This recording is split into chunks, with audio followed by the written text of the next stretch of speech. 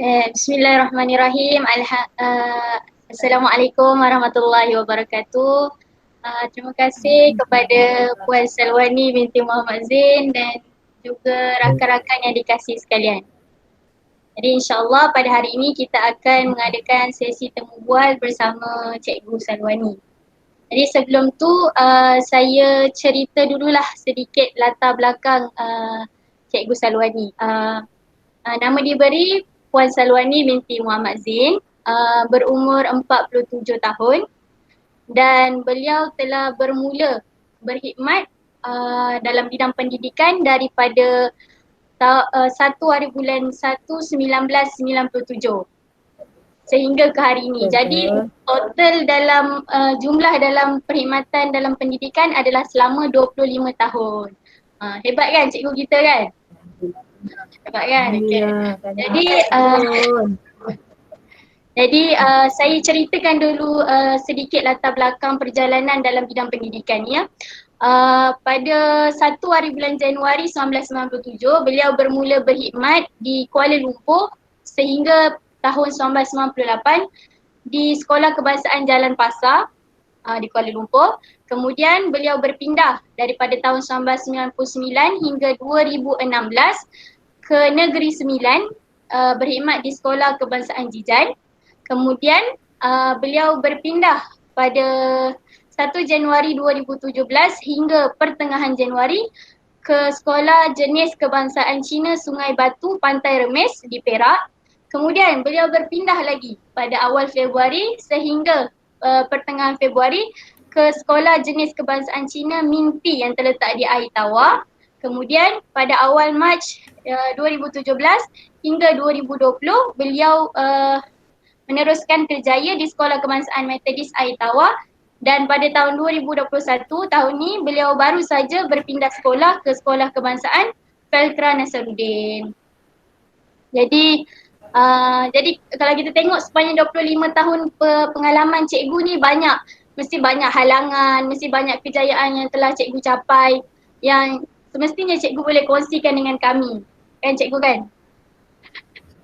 InsyaAllah.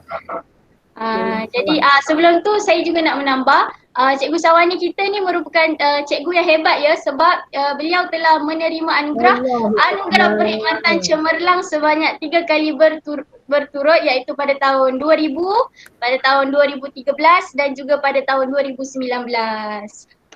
Okay, jadi tanpa berlengah masa saya menjemput dululah Cikgu Salwani untuk memberikanlah sedikit sepatah dua kata. Assalamualaikum, terima kasih anak anda Putri ya. Syukur pada Allah ya dapat kita berjumpa semua. Ni kelas bahasa Arab lah kira ni kan? Ya cikgu, betul cikgu. Alhamdulillah.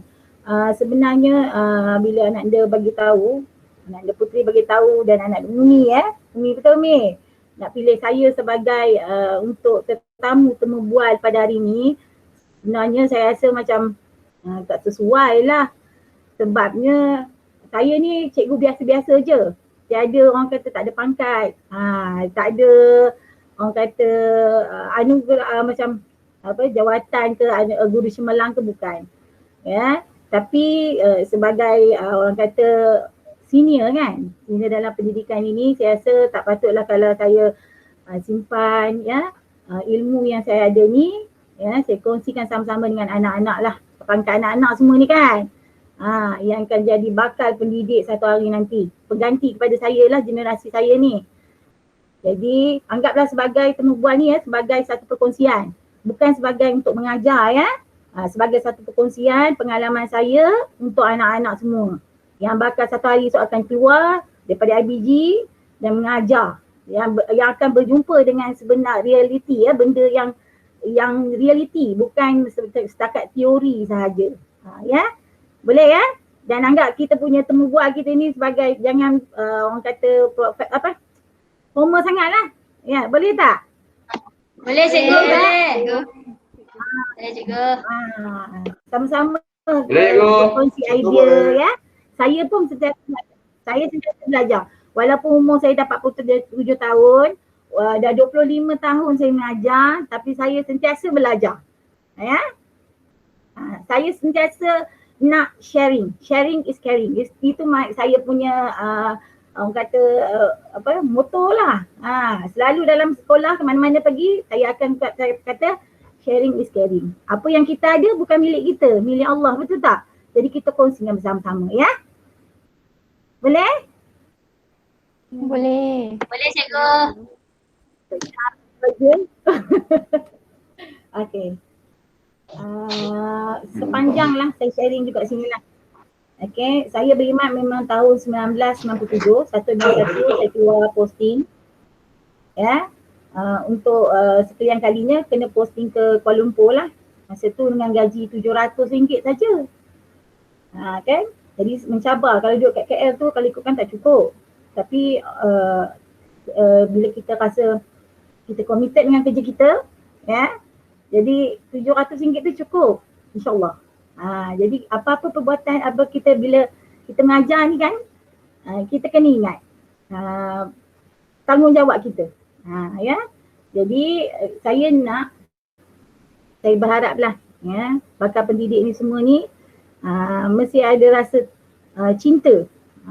Bukan senang ya Allah pilih kita untuk jadi pendidik ni sebenarnya. Bukan setakat mengajar tapi sebagai pendidik. Jadi perjalanan hidup saya ni daripada sekolah Jalan Pasar kemudian ke sekolah Kebangsaan Jijan. Di Jijan ni, Jalan Pasar dengan Jalan Jijan ni kiranya semua bangsa Melayu lah, tak ada masalah sangat. Kemudian saya bertukar ke Perak atas tiket SJKC sebab kalau pindah ke Perak ni kalau SK penuh. Jadi saya mohon atas tiket SJKC. Bila mengajar sekolah Cina ni memang Allah mencabar. Memang mencabar, terutamanya dari segi bahasa lah. Kan? Saya option matematik. Kena ngajar pergi sekolah Cina, memang tak adalah matematik tu dalam bahasa Cina. Bahasa Melayu. Kena ajar bahasa Cina. Tapi pihak sekolah tak bagilah saya ngajar dalam matematik, bagi saya ngajar bahasa Melayu. Kemudian bila pindah ke SK Methodist, itu lagi mencabar. Mana ada 3 kaum kat situ. Melayu, Cina, India. Jadi memang sampai orang kata masuk hospital lah saya ni. Masuk hospital sebab apa? Nak sesuaikan cara pengajaran, nak fahamkan budak memang bukan senang. Senang ya, bukan satu perkara yang senang. Kemudian barulah saya bertukar ke Fakultas Nasaruddin di daerah saya sendirilah, Perak Tengah. Okey, itu sikit tentang sekolah saya lah yang saya dah mengajar ya. Okey, bolehlah rasanya kita teruskan soalan. Ada apa-apa lagi nak tanya? Setakat tu. Okay, jadi terima kasih cikgu atas perkongsian sebentar tadi. Jadi rasanya kita boleh, saya bukalah kepada rakan-rakan untuk sebarang pertanyaan, soalan.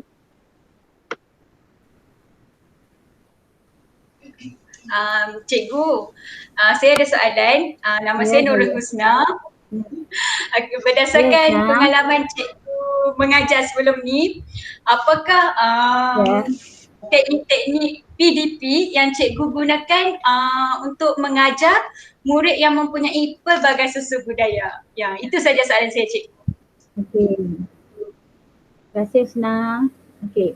Alhamdulillah lah ya, sepanjang 25 tahun ni tentang bila kata-kata sosio budaya tu kita tengok bukan hanya setakat bangsa je kan, perbezaan bangsa je kan, tapi dari segi latar belakang dia, taraf ekonomi dia, betul kan? Jadi dari segi teknik pendekatan tu ya, kita ni sebagai guru ni kita kena macam adaptkan diri kita ya.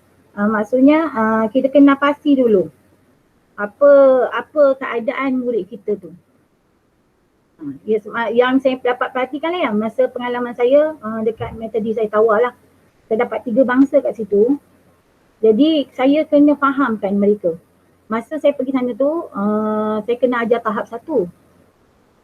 Tahap 1 ngajar tahun 1 lagi tu. Bila ngajar tahun 1 ni, dia orang tak ada, basic dia orang tak kuat kan. Jadi pengalaman saya tu saya kena fahamkan mereka, saya kena adakan hubungan dengan mereka. Maknanya saya kena macam mana ya, maksud saya kena menjiwai mereka. Saya kena dekatkan diri saya dengan mereka. Saya kena belajar. Kadang saya kena, kalau apa ni yang bahasa India tu, ya, kalau yang tahun India, yang untuk tahun 1 tu mereka tak faham cakap bahasa Melayu. Jadi saya kena belajar bahasa India. Begitu sekali. Okey. Selain Boleh daripada cikgu itu, bagi bila contoh kita tak? dah faham juga, kita cari ini. Contoh macam mana? Boleh cikgu bagi contoh tak bahasa yang cikgu pelajari? Itulah bahasa asas-asas lah, macam kata faham ke tidak kan. Saya pun dah tak ingat dah lah tu sebab dah tinggal ke sekolah metodis kan. Faham ke tidak. Jadi kawan dia, kawan pun kena translate, faham macam tu. Jadi saya kena duduk dengan mereka, panggil mereka yang mana yang terlampau lemah tu, duduk dengan saya, kemudian face to face lah, ajar secara bersemuka macam tu. Duduk depan, bila dah ajar secara keseluruhan, saya akan panggil secara bersemuka, duduk berdua, gitu. Kemudian selain daripada itu, kan, kita adakan aktiviti kumpulan. Dalam kumpulan tu, kita tidak boleh adakan satu kaum saja. Jadi kita adakan pelbagai kaum dan pelbagai aras. Jadi di situ rakan dia akan turut membantulah kawan yang lain tu. Okey. Okey cikgu, terima kasih cikgu. Jelas kan?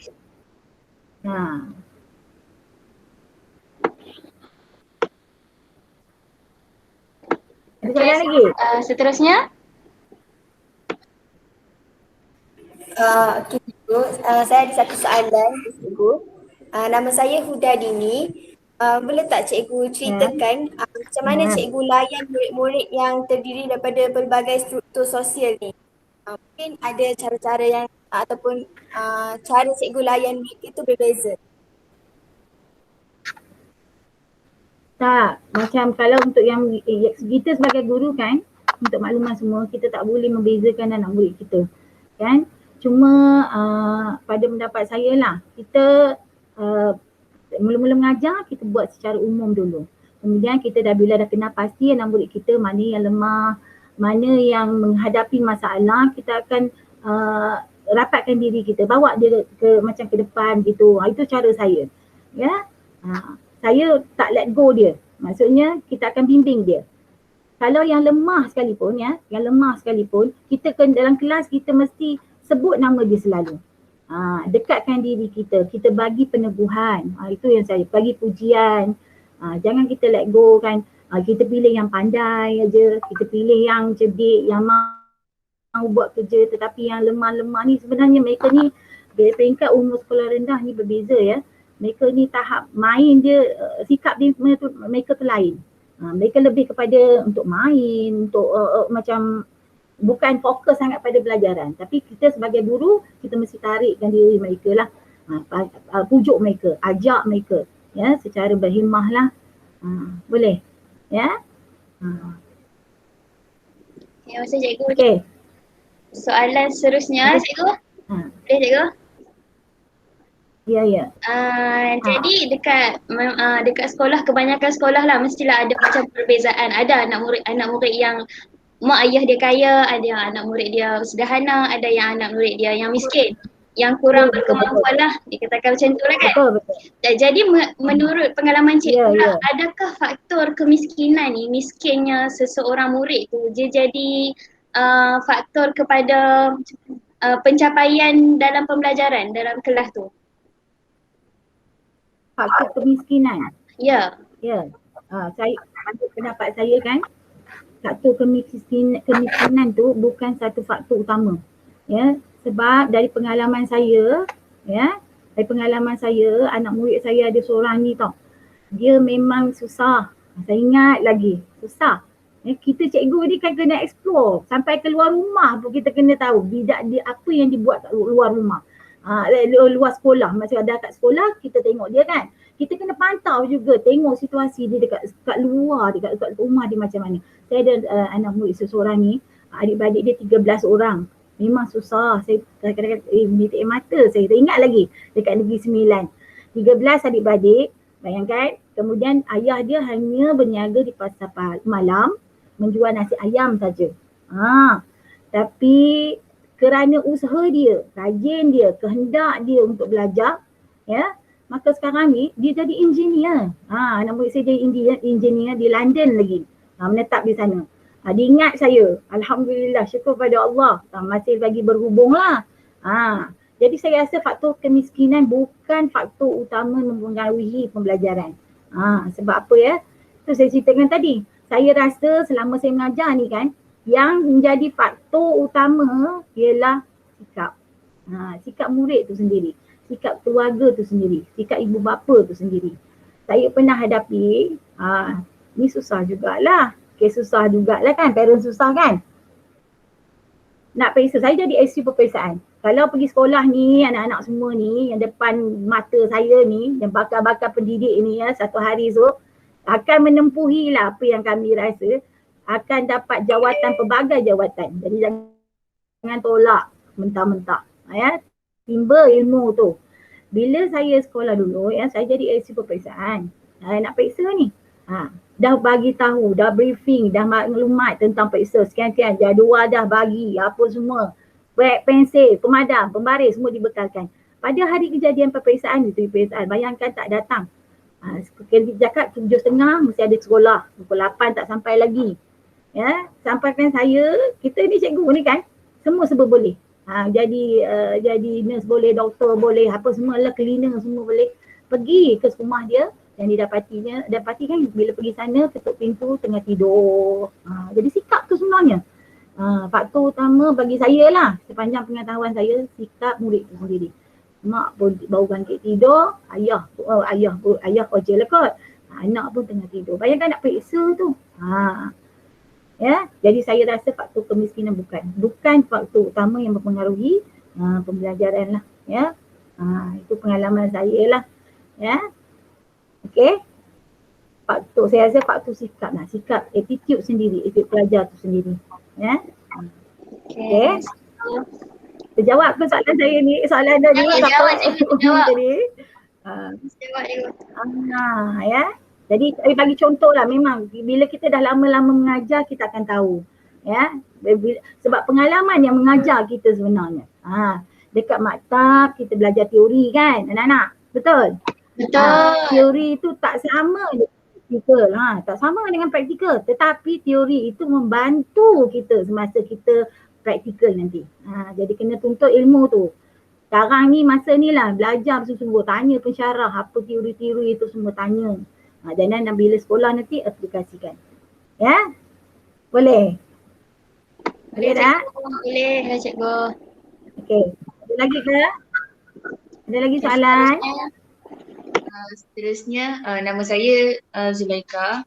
Saya nak bertanya tentang ni lah, memandangkan pandemik COVID-19 ni masih ada lagi. Jadinya murid-murid perlu mengikuti PDPR secara online. Tapi yang masalahnya, kita kan murid-murid ni dia macam pelbagai peringkat. Ada yang berkemampuan, ada yang tidak berkemampuan. Kalau yang berkemampuan mungkin dia mudah untuk mengakses internet. Tapi bagi yang kurang berkemampuan ni, bagaimana cikgu mengatasi mengatasi ni lah, misalnya macam masalah internet apa semua kan, yang menyukarkan hubungan guru dengan murid kalian tu. Dengan murid ya. Ya, betul-betul. Itulah satu kekangan yang kami hadapi sekarang ni. Memang kita mengajar pun tak puas. Macam saya lah. Saya dulu zaman typewriter, zaman dulu orang kata chalk and talk dulu kan. Bila kita mengajar tu kita gunakan BBM, tapi bila dah menghadapi COVID ni, norma baru ni, memang satu kepuasan mengajar tu tak sampai lah orang kata. Kita tak tahu sama ada murid kita faham ke tidak. Ya. Tetapi apa yang saya dapati ya, pembelajaran PDPR online ni kan, bukan sahaja murid yang menghadapi kekangan, bukan murid saja yang menghadapi masalah. Cikgu juga sebenarnya menghadapi masalah. Okey. Bayangkan saya ni zaman orang kata yang dulu typewriter BBM, memang maujud penyebaran kan, bahan mengajar secara maujud apa bahan.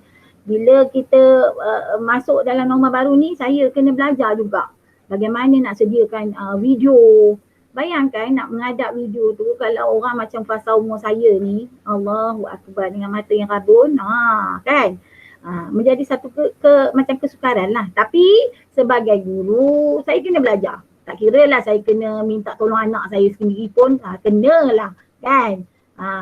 Tapi untuk yang murid-murid ni sebenarnya PDPR online ni kan, selain daripada kita buat video, sediakan video yang untuk mereka, kami tahulah sebab ada yang masalah macam tahap satu kan, macam tahap satu bergantung kepada penggunaan handphone ibu ayah. Jadi mereka akan menjawab soalan. Kalau kita bagi tugasan pada waktu pagi 7.45 tu dah start dah tugasan. Jadi menghadapi masalah lah. Bila mak ayah dia balik baru boleh buat. Maknanya mak ayah balik pukul 6 baru buat. Jadi sampai ke malam. Dan cikgu ni masa-masa PDPR online ni masa dia tugasan dia lebih banyak. Sampai ke malam kerana pukul 12 pun baru hantar kerja. Jadi salah satu caranya kami pihak sekolah telah menyiapkan modul. Kami siapkan modul siap-siap. Pada hari Ahad kami akan letakkan dalam box, kan? Sediakan modul tu, letak dalam box mengikut mata pelajaran lah. Berapa mata pelajaran yang ada kita sediakan untuk 1 minggu. Jadi saya rasa murid-murid yang ada handphone ke, yang tak ada handphone ke, jadi dapat mengikuti PDPR juga. Jadi kita kena prepare lah modul tu. Ahad minggu depan, katakan Ahad minggu ni kita siapkan, murid ambil hari Isnin. Isnin minggu depan murid akan hantar balik kerja yang dilakukan pada minggu tu, sepanjang minggu tu. Begitulah sepanjang PDPR, sepanjang cuti PKP ni. Itulah yang kami buat untuk mengelakkan masalah ni lah, masalah pembelajaran yang tak dilaksanakan lah. Gitu. Ya. Alright. Cikgu soalan tambahan berkenaan dengan soalan tadi. Kalau medium yang digunakan macam aplikasi apa yang majoriti guna? WhatsApp, Telegram ataupun ada lagi? WhatsApp. Cikgu kan? Google Form. Kalau Google Form tu lagi senang lah kan, kita dapat terus berapa orang yang terlibat, betul? Betul tak? Ini generasi depan mata saya ni memang hebat IT ni, mesti lebih tahu ni kan? Betul tak?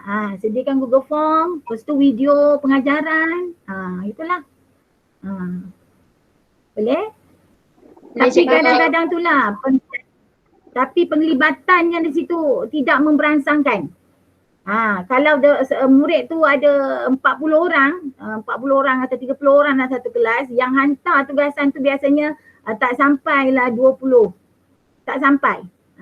15, 12. Bila menjelang pukul 6 kan baru bilangan tu meningkat. Jadi itu kekangannya. Padahal cikgu ni juga ada tugasan dia masa PDPR ni. Sebelum pukul 6 kami kena hantar laporan. Jadi tak tally lah situ, kita bilangan tak ramai, jadi objektif tak tercapai lah pada saya lah.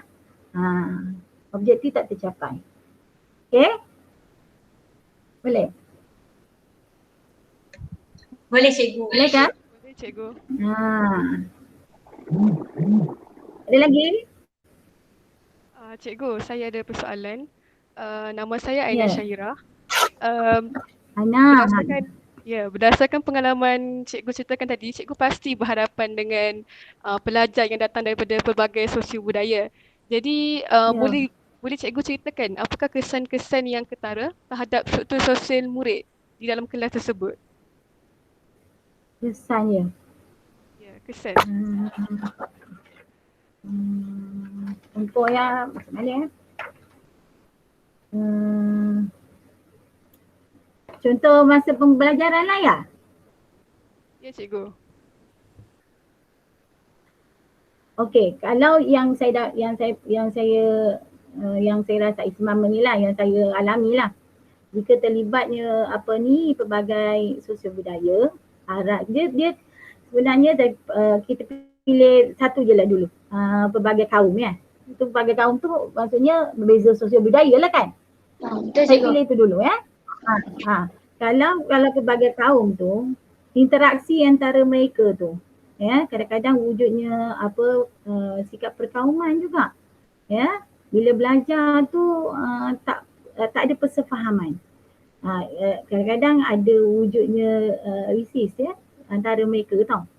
Macam ejek-ejek kaum macam tu kan. Tapi yalah kita di situ kita kena main peranan. Okay, kita wujudkan bila kita buat aktiviti tu kita kena libatkan semua. Jangan biarkan kita let go satu kaum aja. India, Cina. Tadi kita main peranan. Kita buat satu kumpulan, kita ada aktiviti. Sepanjang aktiviti tu kita sepanjang yang pelaksanaan PDP tu kita tu mesti melibatkan kesemua kaum ni. Tak ada salah satu, tak ada macam kita utamakan kaum Melayu je, tak boleh. Kemudian kita galakkan mereka untuk tampil ke depan untuk bagi pendapat. Jangan bezakan mereka lah. Jangan bezakan ini kaum ni macam Cina kalau saya perhatikan ya, mereka buat kerja tapi mereka malas untuk present ke apa ke bagi pendapat tak ada. Tapi masa inilah kita nak galakkan anak murid kita. Suruh mereka ke depan, bagi bentangkan apa dapatan mereka, macam tu. Ya? Okay. Boleh? Boleh ya? Boleh cikgu. Boleh cikgu. Okay. Cikgu, soalan seterusnya boleh ya cikgu? Okay. Soalan saya, boleh ke cikgu ceritakan kepada kami bagaimana cikgu melatih murid-murid menggunakan bahasa standard ketika berinteraksi di dalam bilik darjah? Macam tadi cikgu cakap cikgu pernah berpengalaman mengajar dekat sekolah metodis yang ada murid daripada berbagai kaum kan. Boleh cikgu ceritakan sedikit? Cara mereka menggunakan bahasa standard tu ya, bahasa Melayu ya? Ya cikgu. Okay. Macam ni. Saya option matematik. Ya, saya option matematik. Jadi penggunaan bahasa tu mungkinlah terhad. Berbeza dengan kalau kita mengajar bahasa Melayu, betul tak? Bahasa Melayu tu totally lah mereka kena bercakap dalam bahasa Melayu. Penulisan pun dalam bahasa Melayu kan. Jadi macam saya guru kelas. Okay, dalam masa yang sama saya mengajar matematik, saya juga guru kelas. Jadi langkah satu ya, saya nak wujudkan tu, saya akan adakan persekitaran kelas saya penuh dengan bahasa Melayu. Jadi mereka akan gunakan bahasa Melayu tu. Kalau nak tahu ya, saya ni memang kalau kelas tu memang saya suka hias. Saya suka setiap sudut kelas saya akan pastikan penuh dengan bahan-bahan bahasa Melayu macam tu kan. Semua kira majoriti dalam bahasa Melayu lah.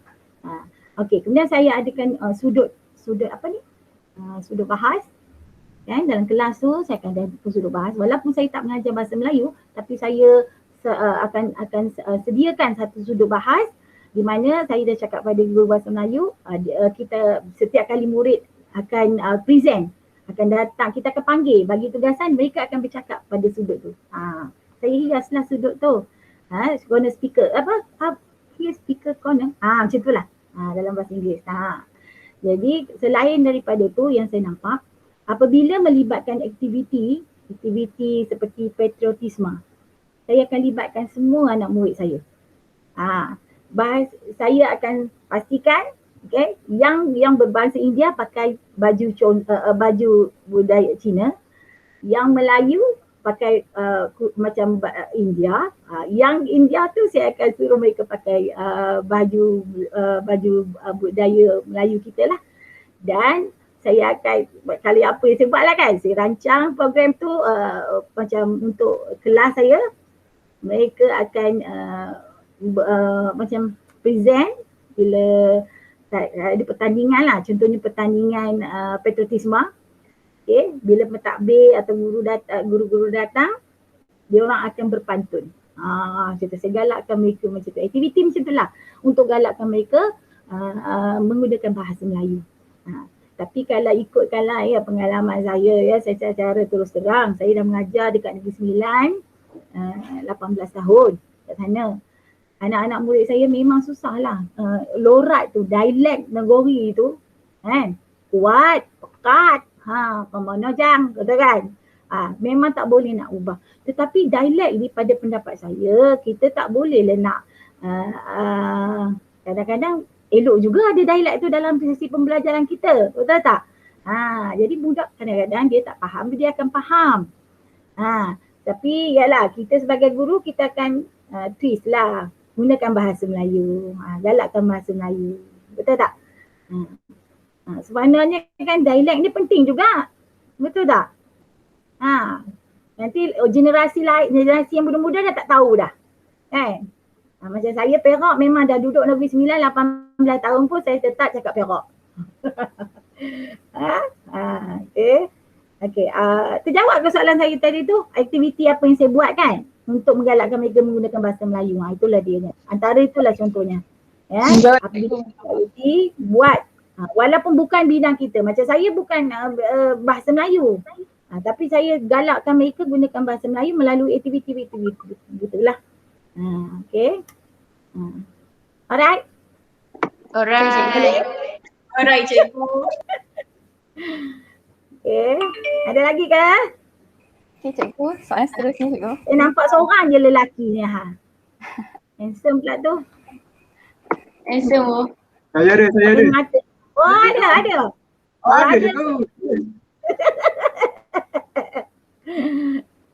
Ada lagi soalan?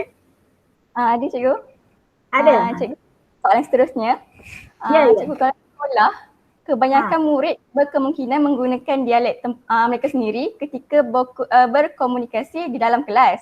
Jadi, boleh ceritakan kesan-kesan negatif jika murid menggunakan dialek tempatan ketika berkomunikasi di dalam sesi PDP. Di pendapat saya lah ya, dialek kan. Memanglah dia memberi kesan juga terhadap dari segi penulisan bahasa kan. Bahasa karangan, karangan tu kan. Tapi macam saya ngajar maths, jadi tak ada orang kata tak ada mempengaruhi sangat lah dialek tu. Ya. Sebab tapi saya sentiasa betulkan anak murid saya. Contohnya pernah tak ingat lah.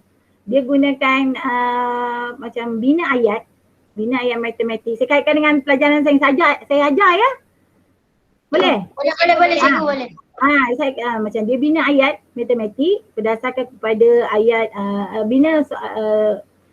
bina soalan berdasarkan kepada ayat matematik.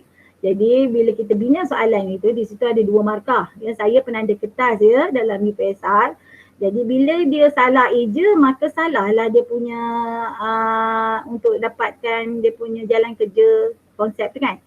Jadi apa yang perlu saya buat, saya akan tegur je lah selalu. Saya akan tegur, saya akan pastikan, saya ingatkan balik anak murid saya, bila kita belajar, bila kita menjawab soalan peperiksaan, kita kena pastikan kita gunakan bahasa Melayu yang betul. Ya, gitulah. Macam contoh, nyatakan bentuk. Kan saya macam dah nyatakan bentuk. Diorang sebutlah bentuk segi 4 tepak. Macam tu kan. Bukan tepat, dia tepak. Orang Terengganu macam tu. Asal dia Terengganu. Tepak kan, betul kan? Segi 4 tepak. Jadi salah di situ. Kalau dalam pemarkahan matematik, ya, soalan matematik, itu kosong markah kat situ. Jadi saya kenalah. Saya sebagai guru, saya akan bagi latih to be, saya akan cakap, saya akan ingatkan mereka, jangan buat kesalahan dari segi bahasa. Macam itulah. Latih to be yang penting. Ya. Ada lagi?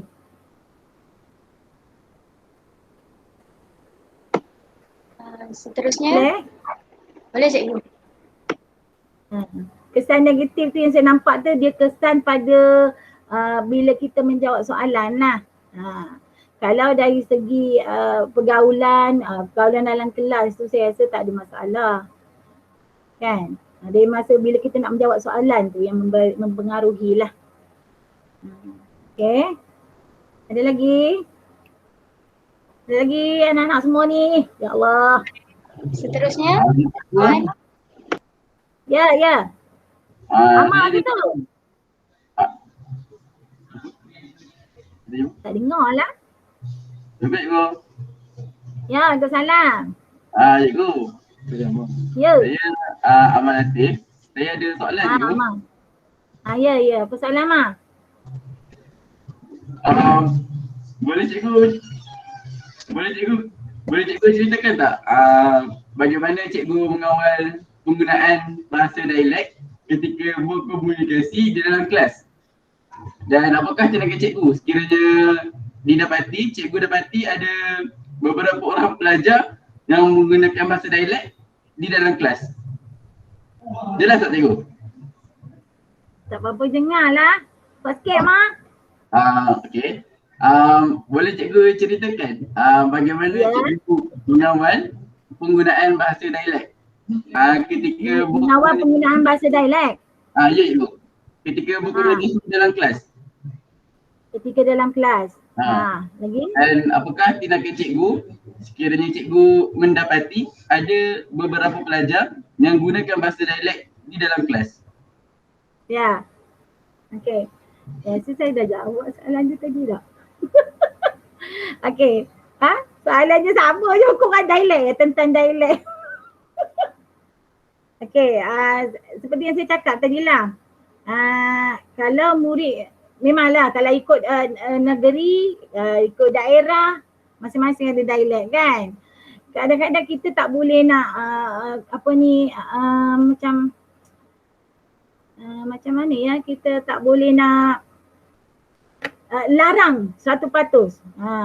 Sebabnya saya rasa kalau dialek itu membantu mereka menguasai pengajaran kita, apa salahnya kan? Tapi kita mesti sentiasa ingatkan mereka bahawa penggunaan dialek tidak boleh diguna pakai dalam menjawab soalan peperiksaan. Itu yang kita kena buat. Sebabnya kalau kita mengajar, ya bagi saya lah, kalau kita mengajar budak tak faham, bukan tak faham, mereka lebih faham dialek tu daripada kita mengajar mereka tak faham langsung, yang mana tak? Ya sedikit cuma faham, asalkan berkesan, betul tak? Sebenarnya kadang-kadang kita ni mengajar, kita tak boleh straight sangat. Apakah hari ini kita akan belajar, kan begitu kan, dalam bahasa baku, tak boleh. Kita ni berhadapan dengan manusia. Bukannya berhadapan dengan macam ni kan, bukan. Kita berhadapan dengan manusia. Bila kita berhadapan dengan manusia, kita kena ambil hati dia. Kena tackle dia. Jadi salah satunya bila kita mengajar, kita tak boleh serius sangat. Tolonglah ya. Saya pernah jadi saya jadi guru pembimbing ya pada pelajar-pelajar pelatih ni kan. Jangan terlalu serius sangat. Kita kena pandai tackle mereka. Komunikasi kita, cara kita nak berhubung dengan mereka ni, kita kadang-kadang kita kena buat lawak juga. Kita gunakan lorat tu, dialek tu untuk menarik perhatian mereka. Macam tu. Ya. Jadi saya rasa kesan tu pada ketika menjawab soalan je. Yang lain tu saya rasa kita kenalah tugas kita lah. Guru betulkan. Peringatkan setiap masa. Tu je. Ya? Boleh ya? Boleh Mak? Boleh Mak? Jelas cikgu. Terima kasih cikgu. Tugas guru kena sentiasa memperingati mereka je lah. Tentang penggunaan bahasa Melayu tu. Ya? Cikgu. Cikgu, saya nak tambah. Kalau contohlah mereka ni jawab soalan peperiksaan cikgu kan, ada tak kesukaran untuk murid ni untuk faham soalan tu? Contohnya soalan suruh padankan, suaikan. Ada tak dia orang buat bulatkan ke? Cikgu faham tak? Kalau macam ni, kalau dia dialek ni yang saya perhati, apa yang saya tahulah. Contohnya ejaan air dalam Kedah, air dalam bahasa Melayu AIR kan? Air kan? Tapi orang Kedah sebut apa? Ayak kan? Orang Perak pula AIR air juga. Tapi orang Perak sebut ayo. Kan? Ejaan dah. Tetap bahasa ejaan tu sama, tapi cuma dialek tu je lah. Saya rasa kalau kita tekankan selalu, peringatkan selalu, tak ada masalah saya rasa. Dia tidak mempengaruhi lah Putri maksudnya. Betul tak? Betul ke tidak? Betul cikgu. Betul puan. Betul cikgu. Kan? AIR, air. Memanglah air, tapi orang tu sebut ayo. Benda yang sama kan. Tapi bila kita menulis serta pengalaman kita, bila kita menjawab soalan, kita tetap juga gunakan bahasa Melayu, betul tak? Betul kan? AIR ke apa semualah. Betul tak ni? Betul lah. Betul cikgu. Okay. Boleh? Boleh cikgu. Boleh cikgu. Okay. Ada lagi soalan? Ada cikgu, ada. Apa? Assalamualaikum cikgu. Waalaikumsalam. Siapa ni Cikgu. hero ni? Nama saya Farhan. Hasan? Farhan. Tak kena lagi tak apalah. Tak apa, nama tak penting cikgu. Okay, cikgu nak tanya. Orang yang penting Zaman sekarang kan banyak budak-budak tengok YouTube semua kan. Ya. So penggunaan bahasa dalam cerita, movie semua tu tak sopan. So Ya. boleh tak cikgu ceritakan tindakan-tindakan cikgu untuk memastikan pelajar ni menggunakan bahasa sopan ketika di dalam kelas? Faham tak cikgu? Bahasa sopan lah. Ya benar. Ya betul-betul. Ya memang banyak mempengaruhi lah ya. YouTube kan. Dari segi kemudian WhatsApp pun short form aja kan. Yang YG emoji je. Kadang-kadang budak pun pandai lah, emoji je buat. Kan, jadi mereka, budak-budak sekarang banyak terdedah kepada ICT ni kan. Pengaruh YouTube ni.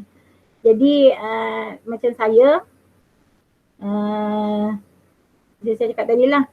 Saya kalau mana yang guna tu saya akan panggil lah. Saya akan bagi penerangan secara umum dulu.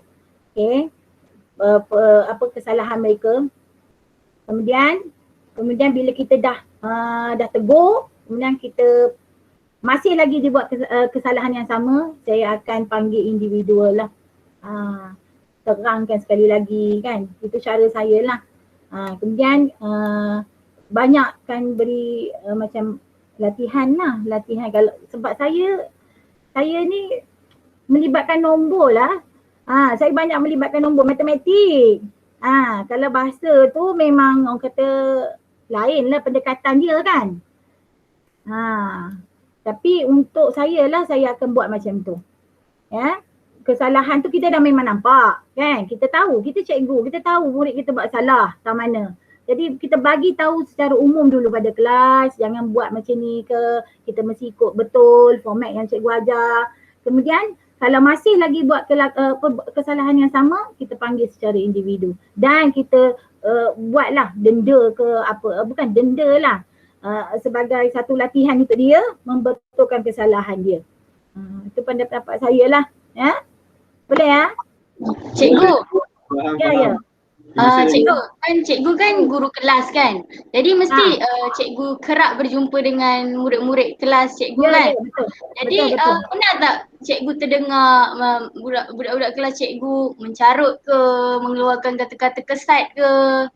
Jadi saya tak pernah dengar secara terus. Tapi saya bila budak sekolah rendah ni, mereka mengadu. Kuat mengadu. Ya Allah. Kena bersedialah ni anak-anak semua ni.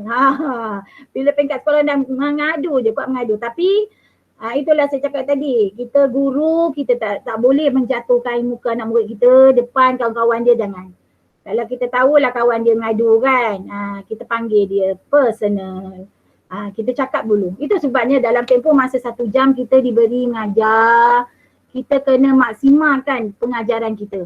Ya, jangan ada jadi macam Piramli. Bagi kerja kat orang, bagi kerja kat anak murid, lepas tu tidur. Hari-hari cikgu tidur, hari-hari cikgu tidur. Jangan buat apa itu.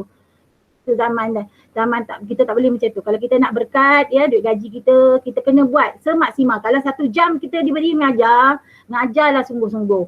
Ya, kita bukan hanya mengajar ya. Jangan kita syukurlah dah mengajar, dapat je mengajar. Bukan mengajar, kita mendidik. Dalam tempoh masa 1 jam tu didiklah anak yang berada depan mata kita dia. Kita anggap dia sebagai kawan kita sebagai anak kita. Ya. Kerana anak kita pun kita tak boleh ngajar macam tu. Kita tak dapat nak ngajar, kita serahkan pada orang. Dia ajar anak orang, ajar sungguh-sungguh. Faham? Ya? Ajar sungguh-sungguh. 1 jam maksimalkan.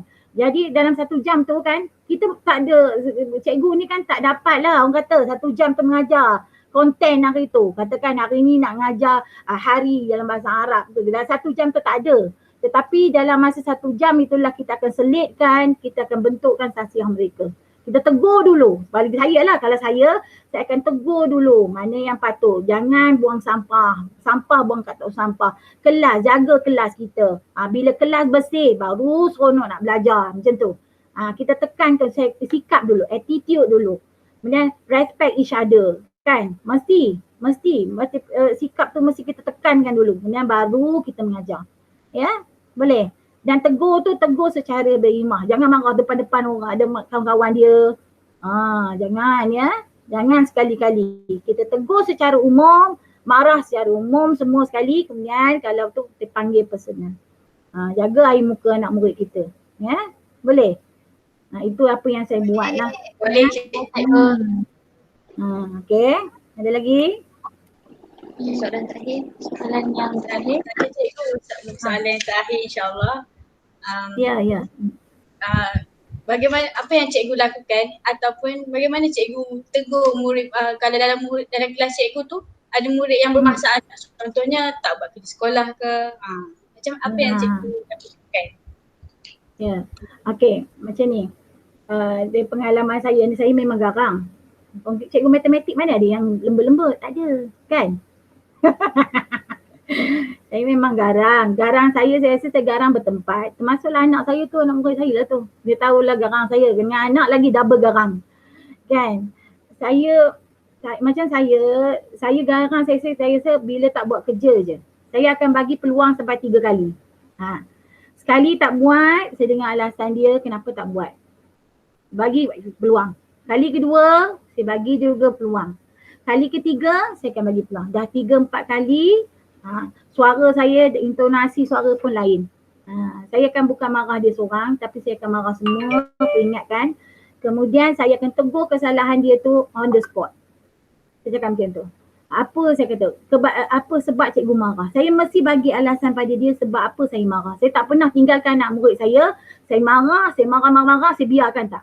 Saya akan marah, kemudian saya akan bagi alasan pada dia kenapa cikgu marah kamu. Sebab cikgu sayang dengan kamu. Kalau cikgu tak sayang, lama dah cikgu tak peduli dengan kamu. Macam tu. Ya, kita kena bagi sebab. Ya. Boleh. Okay. Nanti insya-Allah lah kalau mungkin pengalaman tu akan mengajar kamu semualah. Ya, bakal-bakal guru ni. Tapi kita sebagai guru kita tak boleh biarkan kita let go dia. Memang kita marah pada anak murid kita kan. Mana tak marah, kerja sekolah tak buat. Tak siap. Kita nak buat pelaporan, kita nak buat PBD untuk mereka kan. Tapi tak buat kerja. Alasan yang remeh-temeh, alasan kata tak ada masa. Itu kadang macam itu tak boleh terima lah. Alasan yang tak boleh terima kita memang cakap kita tak boleh terima lah.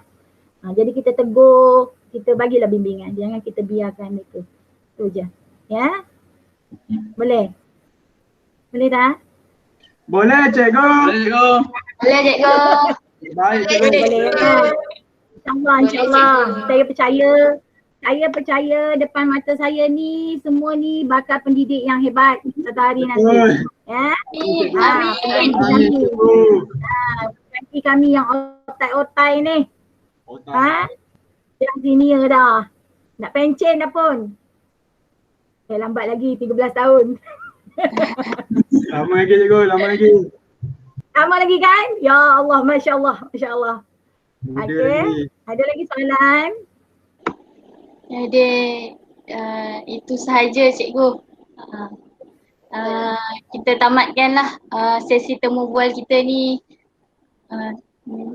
dengan tasbih kafarah dan surah Al-As. Macam mana?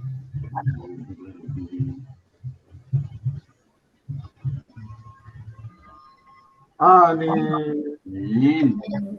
Terima kasih cikgu banyak-banyak. Terima kasih sangat-sangat cikgu sebab meluangkan masa dengan kami. Halalkan ilmu dan halalkan segala yang cikgu beri pada hari ini. Dan doakan kami agar dapat jadi hebat seperti cikgu. InsyaAllah.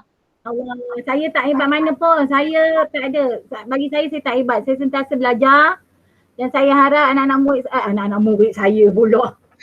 Anak-anak depan mata saya ni sentiasa belajar ya. Bila keluar sekolah esok nanti ya, tolong ya jangan orang kata ada sikap negatif ya. Biasalah generasi bila guru pelatih ni keluar ni memang jawatan akan banyak melambak-lambak. Jangan stres, buat satu persatu. Jangan menolak. Jangan ada ini tak nak, itu tak nak, ini soalan tak nak. Jangan ada sikap macam tu. Cuba ya, tolonglah. Kerana kita bersyukur pada Allah ya, Allah pilih kita untuk jadi pendidik. Faham tak? Buat sehabis baik. Kerana apa yang kita buat ni ya anak-anak, oh ya Allah. Bukan sahaja kesan untuk diri kita tau. Tapi untuk anak-anak kita esok. Percayalah, dan pendapatan kita akan jadi berkat. Percayalah, percaya cakap saya. Ya. Usaha sungguh-sungguh, niat dalam hati tu semangat. Semangat mesti ada. Kalau kita rasa kita tak semangat tu, kita fikir balik. Allah dah pilih aku ni untuk jadi pendidik. Jadi ya, boleh ya? Boleh semua ya? Sayur. Boleh cikgu. Itu sajalah saya rasa perkongsian saya. Saya minta ampun dan maaf ya jika ada salah silap saya ya. Tak ada silap cikgu.